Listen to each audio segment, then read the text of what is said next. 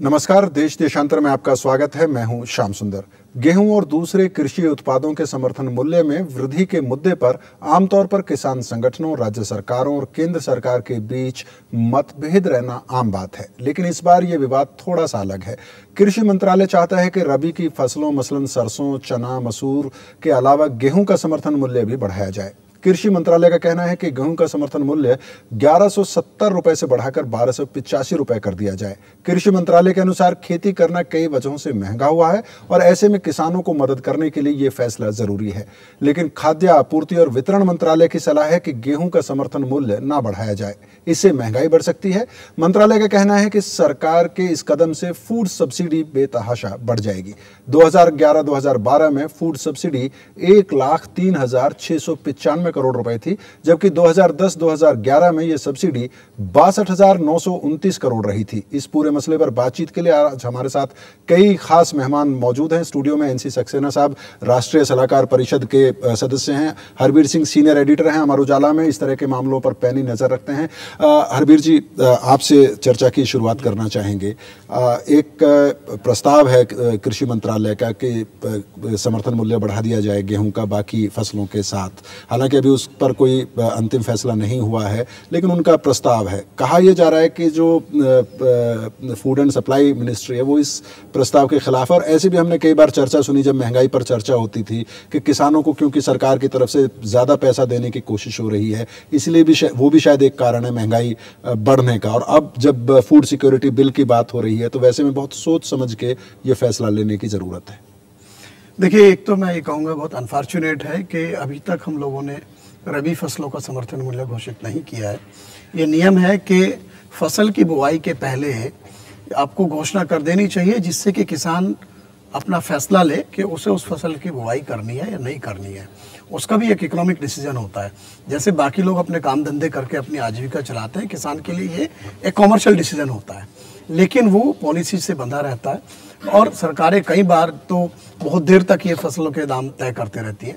अब ऐसे में आप ये बताइए कि सरकार ने कहा कि तमाम सारे जो हमारे अर्थविद थे और इस बात को मानते हैं कि डीजल जैसा प्रोडक्ट है उसके ऊपर बहुत सब्सिडी आ रही है, उसके दाम बढ़ाने चाहिए। दाम आपने बढ़ा दिए हैं। पिछले दिनों इस बार अगर हम देखें मानसून बहुत कमज़ोर रहा था, बारिश कम हुई, किसानों को ज़्यादा डीजल खर्च करना पड़ा, उनको फसल के ऊपर लागत ज़्यादा आई। तो ये सारे और भी दूसरी चीज़ें हैं। अभी कहा सरकार ने साहब इन्फ्लेशन ज़्यादा है तो सरकारी कर्मचारियों को आपने डीए दे दिया, आपने 8,000 करोड़ रुपया उनको बांट दिया 1% आबादी को देश की। तो सवाल इस बात का है कि किसान अगर कोई फसल उत्पाद करता है, उपजाता है, उसकी लागत बढ़ती है और सरकार कहती है कि ये हम एक बेंचमार्क प्राइस देते हैं जिसको हम मिनिमम सपोर्ट प्राइस बोलते हैं। आपको ये ताज्जुब होगा कि ये जो हम न्यूनतम समर्थन मूल्य तय करते हैं ये देश का एवरेज होता है। कई राज्यों में किसानों की लागत इससे काफ़ी ज़्यादा होती है। गेहूं की जो लागत पंजाब में है, हो सकता है कि वो कर्नाटक और गुजरात में लागत उससे 200 रुपये क्विंटल ज़्यादा आती हो। तो उसको एश्योर करने के लिए हम लोग ये देते हैं। ऐसे में ये बहस करना कि दाम नहीं बढ़ाया जाए, और जो कृषि लागत मूल्य आयोग हमारा है जिसका जिम्मा है कि वो लागत देखे, उसका आकलन करें और सरकार को रिकमेंड करें। अनफॉर्चुनेटली उसने इस बार फ्रीज रिकमेंड किया गेहूं के दाम का, जिसका जो पहला कदम है किसान के लागत और उसकी मेहनत को कैसे आके, जो आंकने वाला पहला पक्ष है उसने उसकी जो उम्मीदें हैं उस पर पानी फेरने का काम किया है। दूसरे, इसके बाद अब फूड डिपार्टमेंट और एग्रीकल्चर डिपार्टमेंट बट गई है सरकार अलग अलग टुकड़ों में। किस एग्रीकल्चर कहता है कि मैं किसान मुझसे जुड़े हैं तो मुझे जो है उनके ध्यान रखना है। फूड कहता है कि दाम तो उसी को तय करना है, प्रोक्योरमेंट फूड मिनिस्ट्री करती है, लेकिन वो ये कहते हैं कि सब फूड सब्सिडी हमारे खाते से जाती है। 1 लाख करोड़ का इस बार सब्सिडी बिल हो जाएगा। आपका प्रबंधन ठीक नहीं है, आप जरूरत से ज्यादा स्टोरेज रखते हैं, इसमें किसान की क्या गलती है? आपका मैक्सिमम जो आपका जो लागत है उसमें एक बहुत बड़ा हिस्सा आपके रखरखाव लागत का है। जो आप गेहूं से 1280 रुपए खरीदते हैं वो इकोनॉमिक कॉस्ट आपकी 1800 रुपए पर पहुंचती है। फिर आपको बांटना है वो 3 रुपए किलो। प्रबंधन बड़ा मुद्दा और ये संसद में भी काफी इस पर बहस हुई। मेरा मानना है कि किसानों के हक को नहीं मारा जाना चाहिए। सरकार अपना वित्तीय संसाधन जुटाने का काम और उसको फिस्कल बैलेंस का जो है दूसरे रास्ते ढूंढे, लेकिन किसान की कीमत पर नहीं। हरबीर जी, मैं लौटूंगा आपके पास। इस बीच में कृष्णवीर चौधरी जी, भारतीय कृषक समाज के प्रधान, भी हमारे साथ जुड़ चुके हैं। मैं आपके पास आऊंगा, लेकिन एनसी सक्सेना साहब, जो एक अजीब सी दुविधा नजर आती है, एक तरफ किसानों को मदद की बात है, खेती करना लगातार महंगा होता जा रहा है और खेती करना हमेशा एक बड़ा रिस्क का काम है।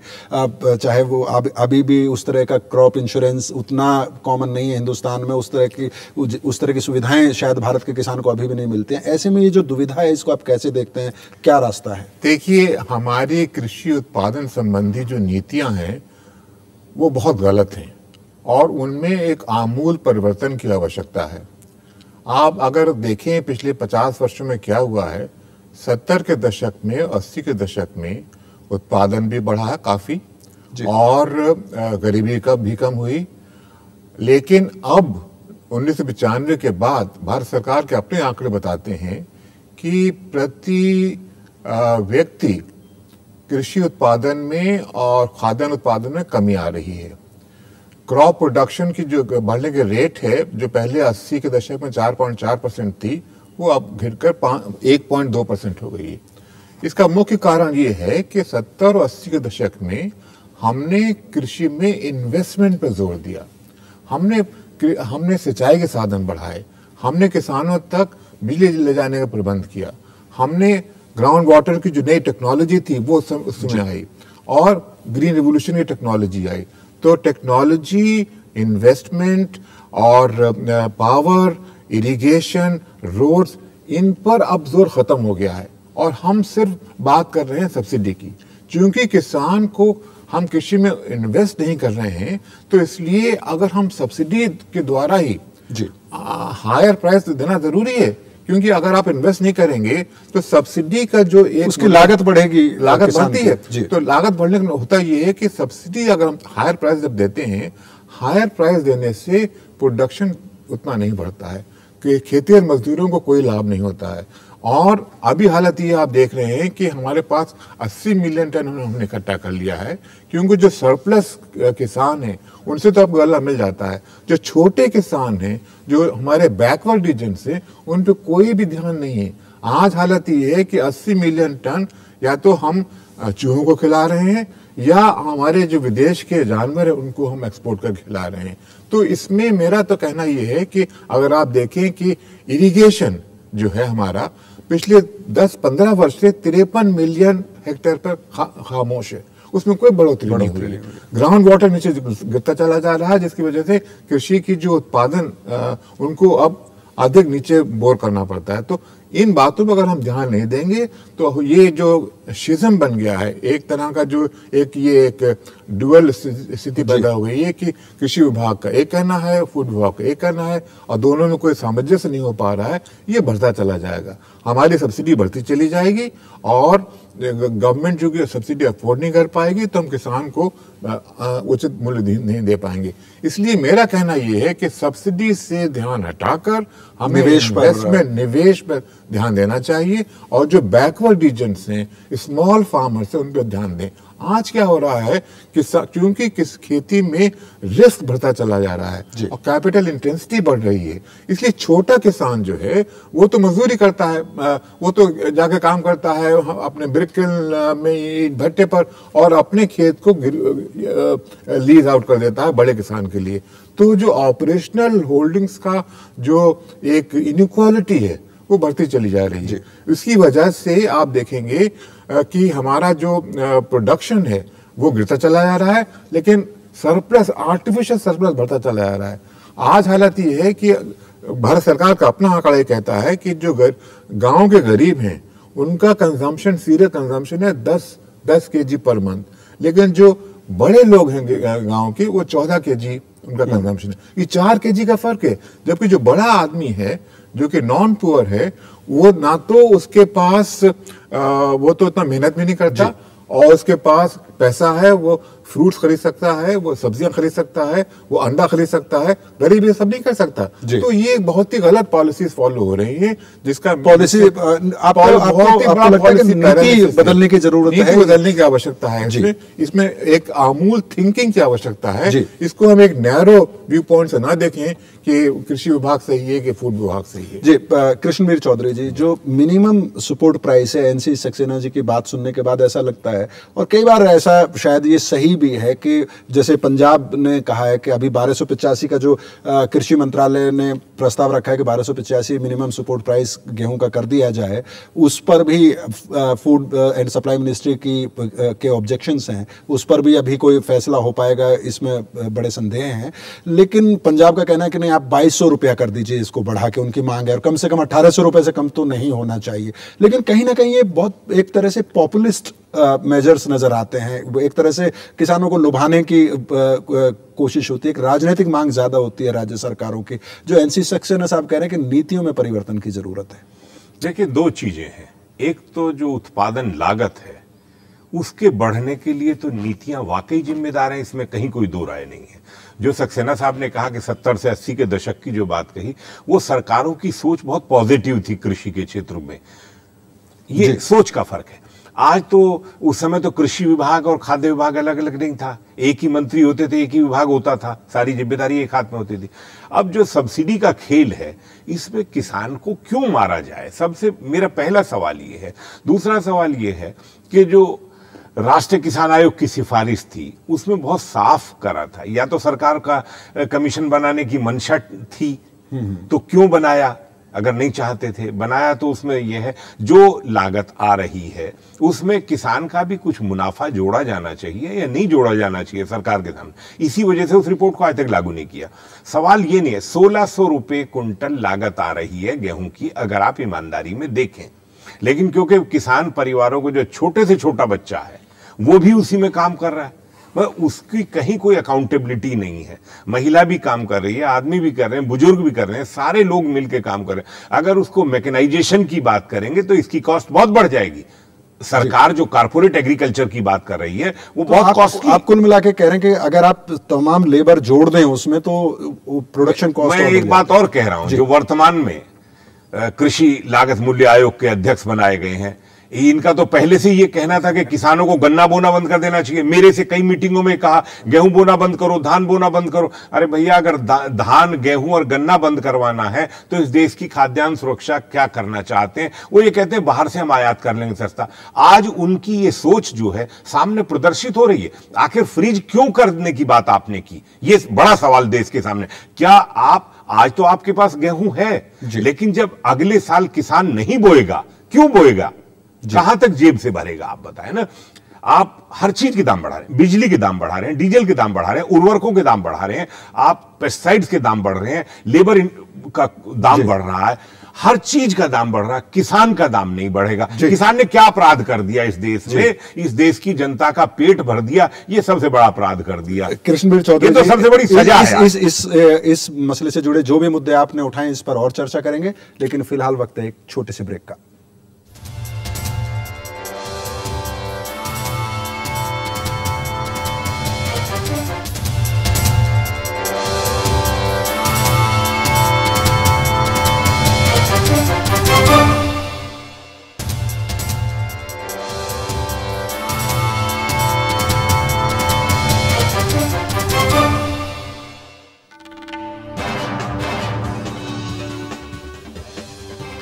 ब्रेक के बाद एक बार फिर आपका स्वागत है। आज हम बात कर रहे हैं समर्थन मूल्य बनाम महंगाई की।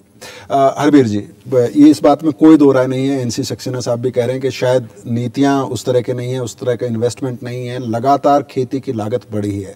लेकिन अगर समर्थन मूल्यों की भी अगर बात करें जो किसान को मिल रहे हैं, जो सरकार ने जो भी परिस्थितियां रही उसमें जो कदम उठाए, 2006-07 की अगर हम बात करें तो 650 रुपये समर्थन मूल्य था, और आज जो प्रस्तावित है वो 1285 है। तो काफ़ी ऐसा नहीं है कि सिर्फ कॉस्ट बढ़ी है, समर्थन मूल्य भी बढ़ाया गया है। और सरकार को कहीं ना कहीं संतुलन बनाना पड़ेगा। जो फूड सब्सिडी की बात हो रही है, जो फूड सिक्योरिटी बिल लाने की बात हो रही है, उसको देखते हुए सरकार के लिए भी चुनौतियां हैं। देखिए, आपने ठीक कहा है कि पिछले 5 साल में जो जिस तरीके से समर्थन मूल्य बढ़ा है फसलों का, बहुत बेहतर है और ये रिकॉर्ड है, इसको मानना पड़ेगा। लेकिन एक चीज़ आप जाइए, अगर गेहूं का ही हम एक एग्जांपल लें कि 6-7 में या 7-8 में जब हम लोग बुरी हालत में थे, हम इंपोर्ट कर रहे थे ऑस्ट्रेलिया से, और आपने उसके ऊपर विवाद भी हुए कि कैसा गेहूं हमने इंपोर्ट किया। हम लोगों ने पहला टेंडर $265 पे शुरू किया था, आखिर का हमारा टेंडर $500 को पार कर गया था। उस वक्त हमारे यहाँ दाम जो है वो 800 कुछ रुपया था, और उस वक्त के जो CACP चेयरमैन थे उन्होंने रिकमेंड किया कि आप इसको 1000 कीजिए, क्योंकि बहुत ज़रूरी है किसान को इंसेंटिव देना। और जो फूड सेक्रेटरी थे उन्होंने भी उसके लिए वकालत की, क्योंकि उस वक्त ज़रूरत थी।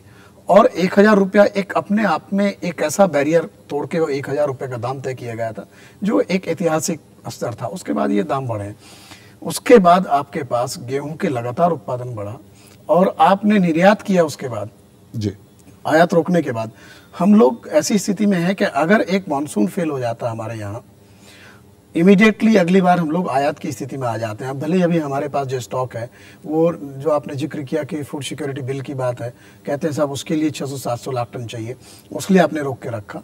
और सब्सिडी का मसला ये है कि आपको तय करना पड़ेगा कि आप पिछले कितने साल से आपने सेंट्रल इशू प्राइस नहीं बढ़ाया है, वो APL का हो या BPL का हो या अंत्योदय का हो। अंत्योदय और BPL को आप मानते हैं कि कमजोर तबका है समाज का, उनको आपको मदद करनी है। आप APL को 7 रुपये गेहूं क्यों दे रहे हैं? जब आपकी इकोनॉमिक्स को 18 रुपये आ रही है, तो उसको तो आप कर दीजिएगा 12 रुपये, कम से कम MSP तो उसके ऊपर ला दिए ना आप जी। तो ये तो आपका नीतिगत फैसला है, क्योंकि वो अनपॉपुलर डिसीजन हो जाएगा। इसलिए आप वोट बैंक देखेंगे या इकोनॉमिक डिसीजंस करेंगे। और इनएफिशिएंसी आपका स्टोरेज में है। मैं आपको एग्जांपल दूंगा, हम लोग लगातार जो है, जो हमारा खाने का तेल है उसका आयात करते हैं। 2 साल हमारे यहाँ सरसों का जो एक रबी के सीजन का एक महत्वपूर्ण ऑयल सीड है, उसका MSP फ्रीज करके रखा गया। तो कहाँ आपकी चीजें, लेकिन फिलहाल शायद प्रस्ताव है कि उसको भी बढ़ाएं। बिल्कुल, मैं बता रहा हूँ कि जब ये जिस साल 1000 हुआ, फिर उस लगातार 2 साल 3 साल लगातार अच्छे दाम आए हैं।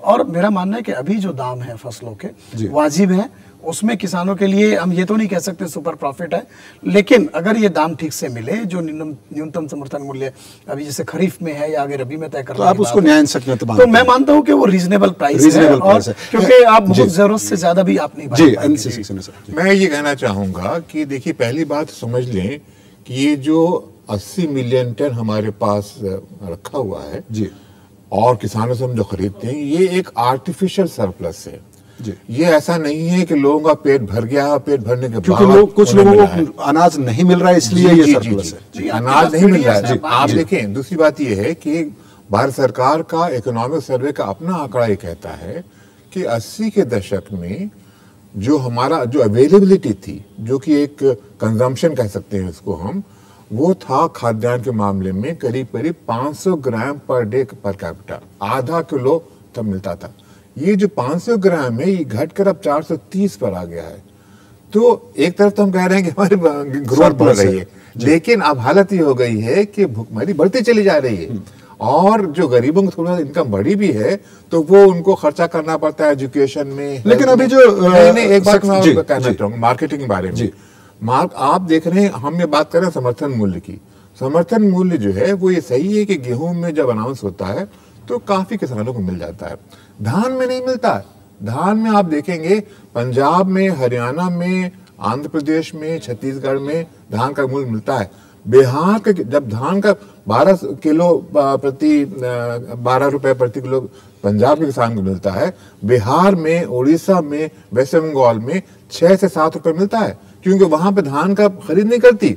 तो इसलिए ये भी देखना पड़ेगा कि कैसे हम क्यों संतुलन को बनाएं, और जो ये बैकवर्ड रीजन्स हैं उनके किसानों को क्यों हम इतना उनको प्रायोरिटी लेकर उनको इंसेंटिव देने की जरूरत है। और मैं कहना चाहूंगा कि हमारा जो खाद्यान्न खरीदने का ढंग है, हमने क्यों बंद कर रखे हैं कि प्राइवेट डीलर नहीं खरीद सकता या कंपनी नहीं खरीद सकती। अगर आप चाहते हैं सब लोग खरीदें, क्यों हमने कह रखा है कि गवर्नमेंट तो 80 मिलियन टन अपने गोदाम में रख सकती है, लेकिन प्राइवेट डीलर जो है वो 1 टन नहीं रह सकता। इस तरह के रूल्स को हटाना पड़ेगा ताकि अवेलेबिलिटी बढ़े, जितना ही अधिक हमारा बाजार में माल आएगा उतने ही अधिक ओपन मार्केट प्राइस गिरेगी।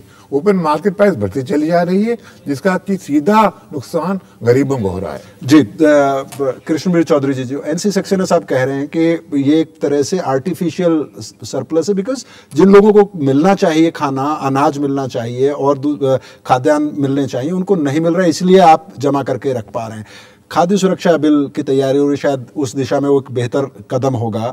जो चुनौतियों की जो बात मैं करना चाहता हूँ, 70s में सक्सेना साहब भी कह रहे थे, आप भी कह रहे थे कि सरकार का काफ़ी जोर था कृषि क्षेत्र पर, निवेश ज़्यादा हो रहा था, लेकिन आपको नहीं लगता कि आज के दौर में और 70s के दौर में काफ़ी फ़र्क है? और आज जो थ्रस्ट एरियाज़ हैं, प्रायोरिटीज़ बदलती हैं, चुनौतियां बदलती हैं, और वो आज बदली हैं। और जैसा मैंने कहा कि अगर 2006 से आज की तुलना करें तो आप देखते हैं कि 650 से आज 1350 पे आप पहुंच रहे हैं, 1287 की बात हो रही है। तो काफ़ी ऐसा नहीं है कि बिल्कुल इग्नोर किया है सरकार ने इस सेक्टर को। देखिए, इसमें दो बातें हैं। जब यूपीए 1 बनी थी सरकार, तो प्रधानमंत्री जी ने एक बैठक बुलाई और उसमें तमाम प्रदेशों से किसान नेताओं को आमंत्रित किया। उसमें 25 के करीब लोग थे। तो प्रधानमंत्री जी ने कहा कि अब गेहूं का और ये मोटे अनाज का ये जो है, इसको किसानों की बुआई कम करवाओ, सब्जी और फलों का उत्पादन बढ़वाने के लिए हमें काम करना है। उसको शुरू किया। जैसे ही उसको शुरू किया, पॉलिसीज में हॉर्टिकल्चर मिशन बनाया, नेशनल हॉर्टिकल्चर बोर्ड आया, एपेड आया, तुरंत परिणाम ये हुआ कि 2007 में जो है 55 लाख टन गेहूं का आयात हुआ। हरवीर जी अभी कह रहे थे।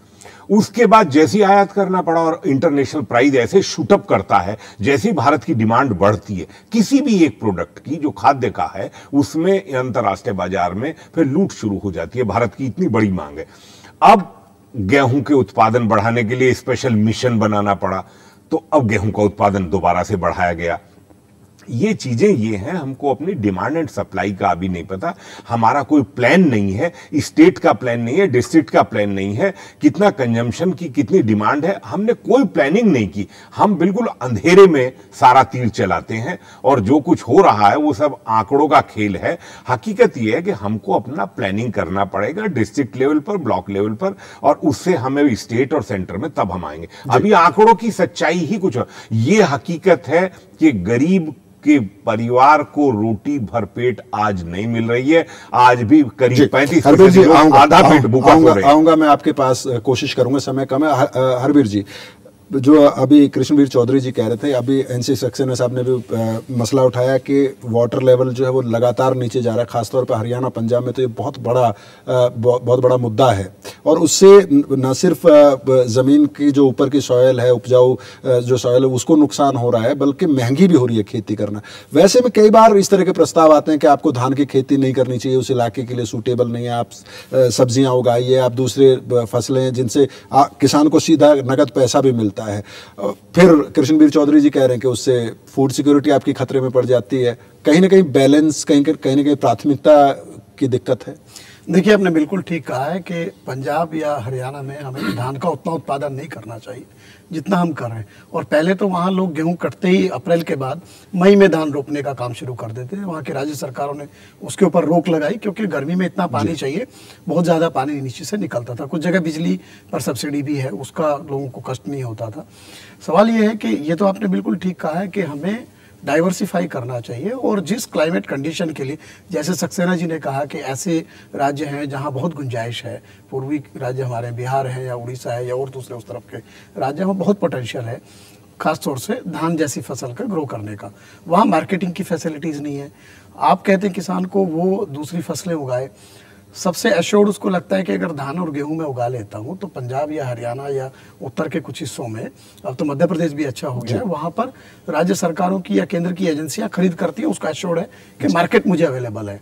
वो दूसरी क्रॉप अगर उपजाएगा तो ऐसा नहीं है कि लोगों ने ट्राई नहीं किया। आलू का आप हाल देखिए, हॉर्टिकल्चर में लोग जाते हैं, या सनफ्लावर की खेती लोगों ने की, लेकिन उतना इंसेंटिवाइज नहीं हुआ, प्रॉपर मार्केट उसका अवेलेबल उस तरह से स्ट्रक्चर नहीं है। दूसरे राज्यों में जो सामान्य फसलें खाद्यान्न की, उनके लिए प्रोक्योरमेंट की व्यवस्था ठीक नहीं है।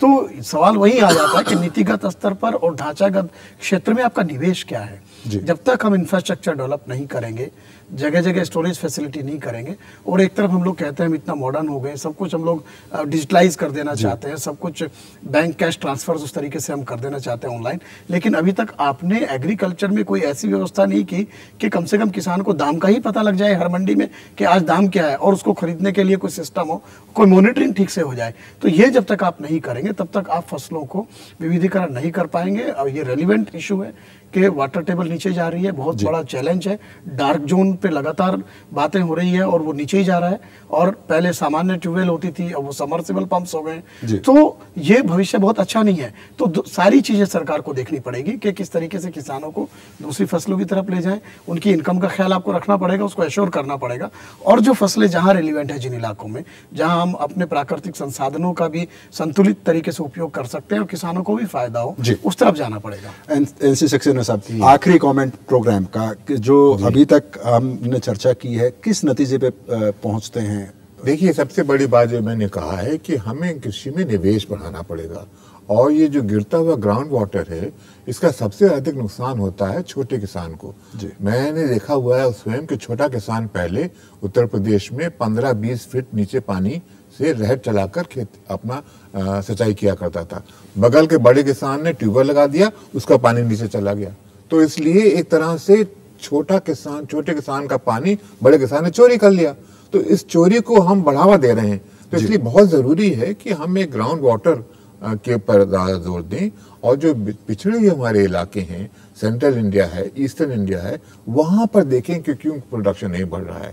छत्तीसगढ़ अच्छी एग्जांपल है कि उन्होंने कैसे अपना धान का उत्पादन बढ़ाया, और वही हमको और जो करना चाहिए। और सबसे बड़ी बात यह है कि ये जो जितना ही अधिक हम सब्सिडी ओरिएंटेशन देंगे, उतना ही अधिक हमारा ध्यान निवेश से हटता चला जाएगा, जो बहुत ही बड़ी कमी है जिस पर ध्यान देना चाहिए। बहुत बहुत शुक्रिया एनसी सक्सेना साहब, आपकी इसी टिप्पणी के साथ कार्यक्रम को समाप्त करेंगे। कृष्णवीर चौधरी जी भी आपका बहुत शुक्रिया, और हरवीर जी आपका भी बहुत बहुत शुक्रिया, आपने राज्यसभा टीवी के लिए टाइम निकाला। तो कुल मिलाकर हमारे सभी मेहमान ये मानते हैं कि सरकार ने पिछले 5 सालों में जो समर्थन मूल्य में बढ़ोतरी की है उसका स्वागत करते हैं, उसको न्याय संगत भी बताते हैं, लेकिन दूरगामी नीतियां बनानी बहुत जरूरी है। और सबसे बड़ा मसला है कि कृषि में निवेश बढ़ाने की जरूरत है अगर सरकार सब्सिडी को कम करना चाहती है। और जहां तक समर्थन मूल्य का सवाल है या सब्सिडी का सवाल है, उस जाल से निकलने का एक ही तरीका है कि दूरगामी नीतियां बनाई जाए और अलग अलग खाने में रखकर उनको ना बनाया जाए। जब आप फूड सब्सिडी या फूड सिक्योरिटी की बात कर रहे हैं तो उसी वक्त में